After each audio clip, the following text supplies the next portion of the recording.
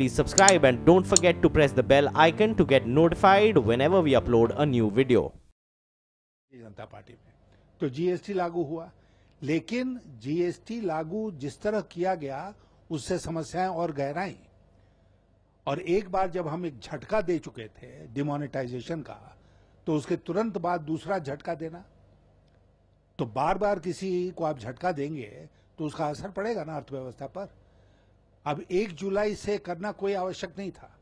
1 जुलाई का वो महत्व नहीं है जो 1 अप्रैल का है किसी वित्तीय वर्ष में। हमने भी उस समय सुझाव दिया कि 1 जुलाई से करने के बजाय इसको 1 अक्टूबर से करो। 6 महीना बीत गया होगा, आपको भी थोड़ा टाइम मिल जाएगा, बाकी लोगों को टाइम मिल जाएगा, और 1 अक्टूबर से इसको लागू किया जाए। लेकिन सरकार बहुत जल्दीबाजी में थी, उसने कहा नहीं हम 1 जुलाई से लागू करेंगे। अब उसके चलते बहुत सारी समस्याएं, वो जीएसटीएन जो पूरा आईटी नेटवर्क है, बैकबोन है, वो फेल हो रहा है, तो परेशानियां बढ़ रही हैं। और इसलिए मैंने सोचा कि इस तरफ ध्यान आकर्षित किया जाए और इससे जो उबरने के उपाय हो सकते हैं उन उपायों पर सरकार काम करे। आपको लगता है कि वित्तीय मामला या फिर अर्थशास्त्र को लेकर जो इस समय सरकार का है वो पूरी तरह से लकवा मार गया है, सरकार कुछ भी नहीं कर पाई? नहीं, हम ऐसा नहीं कहेंगे, हम ऐसा नहीं कहेंगे कि लकवा मार गया है। फैसले हो रहे हैं और कई महत्वपूर्ण फैसले हुए भी हैं। लेकिन देखिए, जब हम सरकार की नीति निर्धारण करते हैं तो एक बात याद रखिए कि एक बड़ा पार्ट उसका होता है लोगों के कल्याण की योजनाएं, और एक बड़ा पार्ट होता है अर्थव्यवस्था को गति देने के लिए कदम। हमको लगता है कि सरकार में कुछ इस तरह का कंफ्यूजन हो गया है कि हम जो कल्याण की योजनाएं हैं हम समझते हैं कि अकेले उसी से अर्थव्यवस्था गति मिल जाएगी। ऐसा नहीं होगा। अर्थव्यवस्था को आगे बढ़ाने के लिए अलग से उपाय करने होंगे, और सबसे पहला उपाय करना पड़ेगा कि बैंक के एनपीएस को नीचे लाया जाए। अचानक नहीं नीचे आएगा, 40 महीने में नीचे आना चाहिए था, नहीं आया है। अभी भी कोई कदम हमें ऐसा नजर नहीं आ रहा है जिससे ये कहा जाए कि बैंक के एनपीएस का हम ये कर लेंगे। सरकार ने एक बैंक्रप्सी बिल लाया, एक्ट बनाया। 40 बड़ी बड़ी कंपनियों के खिलाफ आज बैंक्रप्सी का प्रोसीडिंग चल रहा है इस देश में, अखबारों के रिपोर्ट के मुताबिक। तो उससे अब वो बैंक्रप्ट हो गया तो बैंक का कर्जा तो वापिस नहीं करेगा, इसलिए उसके लिए दूसरा उपाय ढूंढना पड़ेगा।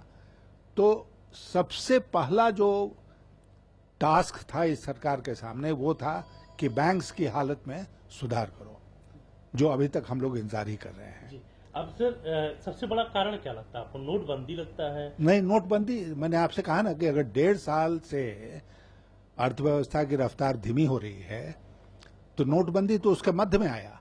लेकिन इतना मैं जरूर कहूंगा कि नोटबंदी के परिणामों के बारे में पूरी छानबीन करनी चाहिए थी। ये सोचना चाहिए था कि इसका अर्थव्यवस्था के ऊपर क्या असर पड़ेगा, रोजगार के ऊपर क्या असर पड़ेगा, और ऐसे समय पर उसको नहीं लाना चाहिए था जब अर्थव्यवस्था चरमराई हुई थी। अगर हम तेज गति से और बहुत अच्छे स्वस्थ एक अर्थव्यवस्था हम होते तब आप उस समय लाते। फिर आपने उसको लाया नवंबर में, और उसके बाद आपने उसका परिणाम या दुष्परिणाम समाप्त भी नहीं हुआ था तब तक आपने जीएसटी ला दिया। तो जैसे मैंने कहा कि ऐसा दूसरा बड़ा झटका पड़ा। तो ये सब बातें जो हैं, अब लोग कहते हैं कि आगे चल के बहुत अच्छा होगा। हो सकता है अच्छा हो जाए, मैं उसको इनकार नहीं कर रहा हूं, लेकिन अभी तुरंत उसका जो असर है वो ठीक नहीं है। तुरंत का मतलब क्या है? वो कीन्स बहुत बड़े अर्थशास्त्री हुए हैं जिन्होंने कहा था अंग्रेजी में कि in the long run we are all dead. किसी ने उनसे कहा कि लॉन्ग रन में बहुत अच्छा होगा, तो in the long run we are all dead. हमें तो आज देश की जनता ये चाहती है कि हमें तुरंत आज रोजगार मिले। हमारे जैसे लोगों के पास सैकड़ों लोग आते हैं, हमारा रोजगार लगवा दीजिए, बेटे का रोजगार लगवा दीजिए, भाई का रोजगार लगवा दीजिए। कहाँ लगवा दें? जिसको आप कहो कि किसी को रोजगार के लिए इंटरव्यू करो, वो कहता है ही नहीं, तो कहाँ से लाए? अब सर जी आपने कल सवाल उठाए लेकिन केंद्र सरकार, मोदी सरकार ने साफ साफ आपके बयान को गलत कह दिया। उन्होंने कहा कि सबसे तेजी से बढ़ने वाली अर्थव्यवस्था पूरा विश्व देख रहा है इसको लेकर। नहीं, अब मैं हो सकता है कि मैं उतना अर्थशास्त्र नहीं जानता हूं जितना कि सरकार के जो 2 मंत्री बोले हैं, राजनाथ जी और पीयूष गोयल जी, वो हमसे ज्यादा अर्थशास्त्र समझते हैं और इसलिए उनको लगता है कि हम न केवल भारत की अर्थव्यवस्था को बल्कि दुनिया की अर्थव्यवस्था के मेरुदंड आज हम बने हुए हैं। मैं हाथ जोड़कर बहुत नम्रता के साथ निवेदन करूंगा कि मैं उस विचार के साथ नहीं हूं। जी सर, एक जिस तरह मोदी सरकार कैशलेस की बात करती है, आपको लगता है सर कैशलेस हो जाने से सरकार की अर्थव्यवस्था, जिस तरह मोदी सरकार कहती है कैशलेस होने से हम अर्थव्यवस्था भी ज्यादा होंगे, रोजगार मिलेगा, लेकिन 2014 का जब चुनाव था तो सरकार, यही सरकार थी जो कहती थी हम सबसे ज्यादा रोजगार देंगे, रोजगार अभी तक नहीं हो पाया। स्किल डेवलपमेंट मंत्रालय खोला गया, उसके तहत भी कुछ नहीं पाया। तो कैशलेस को लेकर आप किस तरह देखते हैं? नहीं, कैशलेस अच्छी चीज है और कैशलेस होना चाहिए, लेकिन हम जानते हैं कि दुनिया के जो सबसे विकसित देश हैं उसमें भी एक अनुपात है, कैश और कैशलेस के बीच में एक अनुपात है। अगर 40% कैशलेस है तो 60% कैश के साथ है, कहीं 50 है, कहीं कुछ है।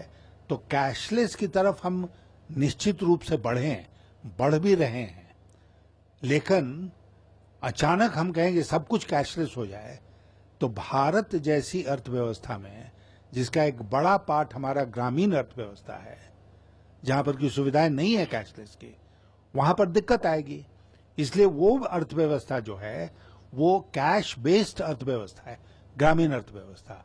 मैंने जब 1998 में किसान क्रेडिट कार्ड लागू किया था तो वो कदम था कि भाई कैशलेस करो, वो क्रेडिट कार्ड लेके जाएगा जैसे शहरों में लोग जाते हैं और क्रेडिट कार्ड से बात होगी, कैश से बात नहीं होगी। तो उस दिशा में हमको आगे बढ़ना चाहिए, लेकिन जोर जबरदस्ती करने से और डिमोनेटाइजेशन करने से वो नहीं होगा। उसके लिए दूसरे उपाय करने होंगे। सर, अगर आप वित्त मंत्री होते सरकार में तो आप किस तरह देखते? आप जीएसटी लागू करते या फिर अगर लागू करते तो किस तरह? ये देखिए, नोटबंदी जो की गई, मीडिया के लिए बहुत ये फेवरेट सवाल होगा कि आप होते, मैं था। ऐसा नहीं है कि मैं आपको बता दूं कि इस देश में आज भी कांग्रेस पार्टी के वित्त मंत्रियों को छोड़ दिया जाए तो मैं अकेला वित्त मंत्री हूं जिसने 7 बजट प्रेजेंट किया है। विपक्ष में किसी भी दल में ऐसा कोई शख्स नहीं है, कोई व्यक्ति नहीं है जिसने 7 बजट प्रेजेंट किया हो। अटल जी की सरकार में वित्त मंत्री था, तो करके बहुत कुछ करके दिखाया है। इसलिए आप जो ये सवाल पूछे, मैंने शुरू में ही आपसे कहा कि समस्याएं जब हम सरकार में आए तो समस्याएं सबकी जानकारी में थीं और उन समस्याओं से निपटने के लिए तत्काल कदम उठाने चाहिए थे। कुछ कदम उठाए भी गए, अगर वो सफल नहीं हो रहे थे तो और कदम उठाने चाहिए थे, और कदम उठाने चाहिए थे। और उसमें सबसे पहला जो सवाल हम लोगों के सामने था वो था बैंकों की हालत में सुधार, बुरे फंसे हुए जो कर्ज थे उसका निपटारा करना और बैंकों को इस बात के लिए प्रेरित करना कि वो आगे बढ़े। जी, लेकिन सर जिस तरह लोगों का ये भी कहना है, कल जिस तरह सरकार ने आपकी बात को इनकार कर दिया, लेकिन रोजगार को लेकर जो चीजें हो रही हैं, रोजगार मिल नहीं रहा, इस पे क्या कहना चाहेंगे आप? मैं तो कह ही रहा हूं कि अर्थव्यवस्था में जब गति नहीं आएगी तो रोजगार के अवसर पैदा नहीं होंगे।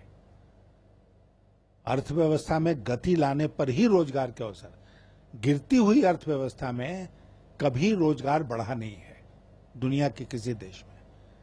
इसलिए सबसे पहला जो हम लोगों का की जिम्मेदारी हम लोगों की है वो ये है कि हम अर्थव्यवस्था को गति दें। और मैं आशा करता हूं कि सरकार जागेगी, चेतेगी और इसके लिए जो आवश्यक कदम है वो उठाने का प्रयास करेगी। बहुत सारे अर्थशास्त्री हैं जो इसके बारे में उनको राय दे सकते हैं। प्रधानमंत्री जी ने इकोनॉमिक एडवाइजरी काउंसिल गठित की है, उनकी राय लोग लें और लोगों की राय लें। पहले जो कुछ किया गया है उसका अध्ययन करें और फिर आगे बढ़ाने का काम करें। जी, एक आखिरी सवाल है सर, आपको लगता है कि सरकार अर्थव्यवस्था में पूरी तरह से फेल हुई है? नहीं, उस भाषा में मैं नहीं इसको कहना चाहूंगा। मैं ये कहना चाहूंगा कि हाँ, अर्थव्यवस्था गिरावट के दौर में है। अर्थव्यवस्था में कुछ बहुत गंभीर समस्याएं हैं और अर्थव्यवस्था एक ऐसी चीज नहीं है जिसको कि चुटकी बजाते हम ठीक कर देंगे। ठीक करने में, जैसा मैंने उस लेख में कहा है कि 1998 में जब हम लोग सरकार में आए थे तो हमें एक गिरती हुई अर्थव्यवस्था मिली थी और हमको 4 साल से ज्यादा टाइम लगा उसको पटरी पर लाने में। तो किसी के पास ऐसी जादू की छड़ी नहीं है कि घुमाया और अर्थव्यवस्था सुधर गई। और भारत जैसे विशाल देश की अर्थव्यवस्था, विशाल अर्थव्यवस्था, उसके लिए बहुत परिश्रम करने की जरूरत है। नहीं, बिल्कुल सही। हम एक क्वार्टर के रिजल्ट पर कभी नहीं रहे हैं। हमने तो अभी आपसे कहा कि 6 क्वार्टर से लगातार अर्थव्यवस्था क्वार्टर दर क्वार्टर कम ग्रोथ रेट रिकॉर्ड कर रही है और 3 साल में सबसे लोएस्ट 5.7% हम लोगों ने इस साल के पहली तिमाही में देखा।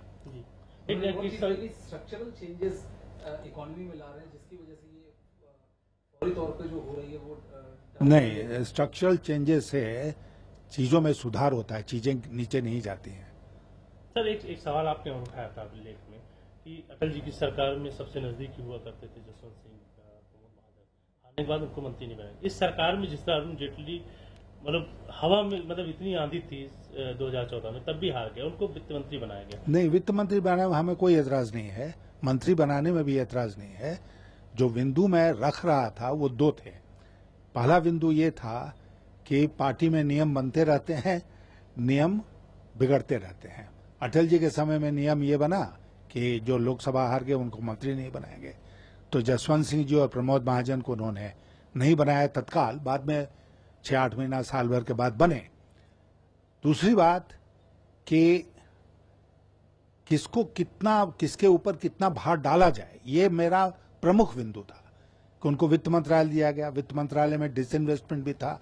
आप जानते हैं कि यूपीए के टाइम में डिसइन्वेस्टमेंट को महत्व नहीं दिया गया, तो उन्होंने जो स्वतंत्र एक प्रभार था, अरुण शौरी उसके बहुत मशहूर मिनिस्टर हुए थे अटल जी की सरकार में, तो उसको मर्ज कर दिया था फिर से वित्त मंत्रालय में। तो वित्त मंत्रालय, डिसइन्वेस्टमेंट, फिर कॉरपोरेट अफेयर्स, और जैसे कि ये नाकाफी था तो उसके बाद डिफेंस मिनिस्ट्री। अब रक्षा मंत्रालय अपने आप में इतना बड़ा मंत्रालय है, उसकी भी जिम्मेदारी दे दी गई। फिर रक्षा मंत्रालय को जब वापस लिया तो उनको दे दिया इंफॉर्मेशन ब्रॉडकास्टिंग की एडिशनल जिम्मेदारी। तो एक आदमी के ऊपर आप इतना बोझ अगर देंगे तो उसके पास कहां समय होगा कि वो वित्त मंत्रालय की जो खास समस्याएं हैं उस तरफ ध्यान दे सके। ये पॉइंट मैं बता रहा था कि वित्त मंत्रालय, मैंने कहा कि मैं उस मंत्रालय में रहा हूं और वो बहुत कठोर टास्क मास्टर है, और अगर आर्थिक स्थिति बहुत अच्छी नहीं है तो 24 घंटा काम करने के बाद भी आप पार नहीं पाएंगे। उस दृष्टिकोण से मैंने इस तरफ ध्यान आकृष्ट किया। मेरा कोई उसमें व्यक्तिगत छींटाकशी करने का इरादा नहीं था। सर, तो देश की आर्थिक हालत पर सवाल उठाने के बाद पहली प्रतिक्रिया आप यहां पर सुन रहे थे यशवंत सिन्हा की। उन्होंने कहा कि मैं ये नहीं कह रहा कि देश की अर्थव्यवस्था को जो है वो लकवा मार गया है, लेकिन हाँ यह है कि उसकी सेहत सुधारनी जरूरी होगी और गिरती अर्थव्यवस्था में कभी भी रोजगार नहीं बढ़ता है। इसलिए जरूरी है कि अर्थव्यवस्था की हालत को ठीक किया जाए। नोटबंदी और जीएसटी पर यहाँ पर खुलकर बोले, ये कहा कि पहले तो नोटबंदी का झटका दिया गया, उसके बाद जीएसटी का झटका, तो ये दोहरा झटका। क्या जरूरत थी 1 जुलाई से जीएसटी को लागू करने की?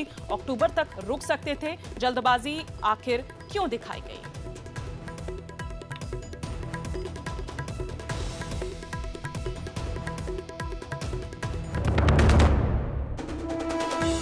पूर्व वित्त मंत्री यशवंत सिन्हा ने सरकार की आर्थिक नीतियों पर हमला बोलते हुए कहा कि नोटबंदी के पहले झटके और जीएसटी के दूसरे झटके के बाद पटरी से उतर रही है अर्थव्यवस्था। पिता यशवंत सिन्हा के मोदी सरकार पर हमले के बाद बेटे और केंद्रीय मंत्री जयंत सिन्हा ने अर्थव्यवस्था को सही दिशा में बताया। जम्मू कश्मीर के बांदीपोरा में आतंकियों ने एक बार फिर कायराना हरकत को अंजाम देते हुए बीएसएफ के जवान के घर में घुसकर हत्या की। जबरदस्ती ले गए वहां पे, तो फिर उसको गोली मार दी।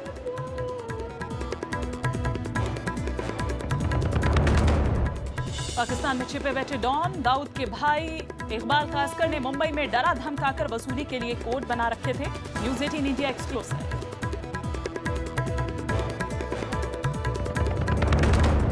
गुरमीत सिंह की कुर्बानी गैंग की धमकी के बाद हनीप्रीत के पूर्व पति विश्वास गुप्ता ने खुद की जान को खतरा बताकर पुलिस से सुरक्षा मांगी।